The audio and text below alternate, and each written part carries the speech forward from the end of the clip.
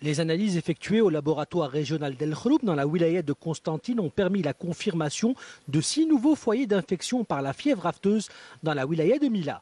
Un nombre qui peut encore augmenter puisque cet autre foyer suspect dans les communes de Tajnanet, Mila, Ferjiwa et Chloroum El Eid sont en cours d'analyse.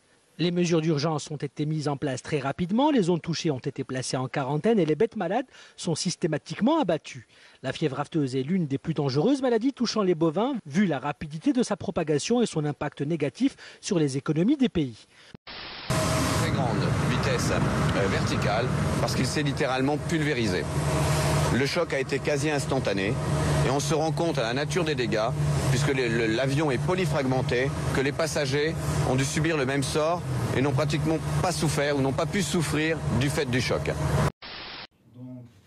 Les enquêteurs du BEA sont parvenus à modéliser la trajectoire du vol AH5017, mais des zones d'ombre demeurent. C'est une trajectoire modélisée.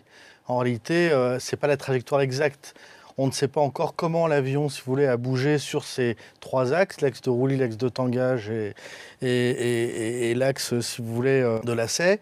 La météo difficile sur le lieu du crash est l'une des pistes explorées par les enquêteurs, tout comme l'avarie ou la mauvaise gestion humaine.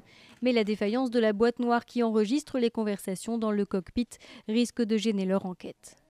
His Excellency Abdelmalek Selal, Prime Minister of the People's Democratic Republic of Algeria, and Mrs. Farida Selal, spouse of the Prime Minister of the People's Republic of Algeria.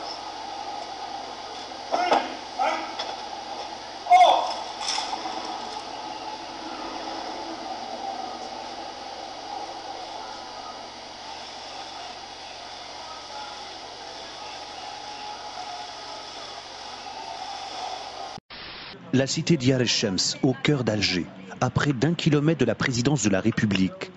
Des dizaines de constructions de fortune, collées les unes aux autres, de minuscules logements F1 et F2 construits sous la colonisation française.